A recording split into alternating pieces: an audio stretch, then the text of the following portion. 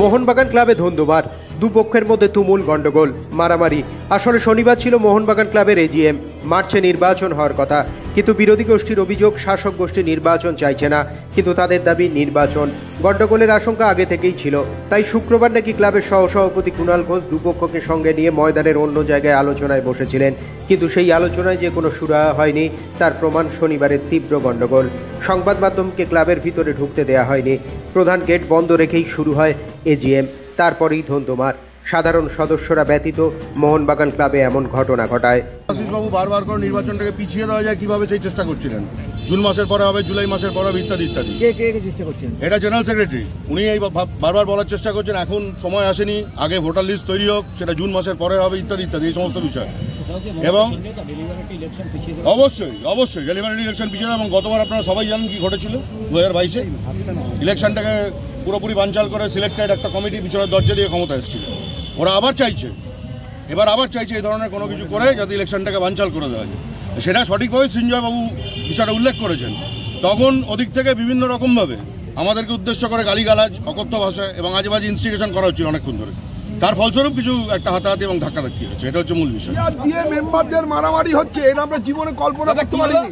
সবাই মোহনবাগানি আমরা, কিন্তু এখানে আগে প্রাক্তন সেক্রেটারি সঞ্জয় বসু আর বর্তমান সেক্রেটারি দেবাশিস দত্ত, মনে হচ্ছে আমাদের যে দুজনদের লবির বোধহয় ভাড়া করা গন্ডারা নিয়ে এসে নিজেদের মধ্যে চেয়ার তুলে মারামারি, যেটা কোনোদিন আমরা ভাবতে পারি না।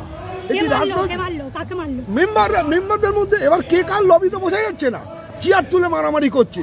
সঞ্জয় বসু আইনের কথা তুলে ধরেছেন, দেবাশিস বাবুও আইনের কথা বলছেন, কিন্তু শুনতে হবে তো। তারপরে চেয়ার তুলে মারামারি, মেম্বাররাই চালাও, মেম্বাররাই মারপিট করলে। মেম্বারদের মধ্যে লবি তৈরি হয়ে গেছে, যে লবিটা রাজনৈতিক দলে দেখায়। ছোটখাটো ভুল বোঝাবুঝি হয় একটা মিটিংয়ে, বাট আমরা মোহনবাগানের পরিবার এবং সব জায়গায় মানে সব কিছুই ঠিক মতনই হয়েছে। আমার কিছু ইলেকশন নিয়ে কথা ছিল, সেইটা নানা দিক থেকে নানা রকমের মন্তব্য আসছিল।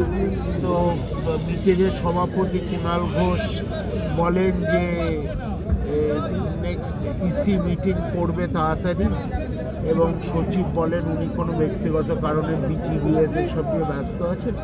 সো 15 ফেব্রুয়ারির মধ্যে ইসি মিটিং করবে, এবং সেখানে কথা হয়েছে যদি প্রতিনিধি দল হিসেবে বা যাদের যাদের বক্তব্য আছে ইলেকশন নিয়ে এমন কাউকে আমার নামও বলা হয়েছে, তো সেটা দেখা যাবে।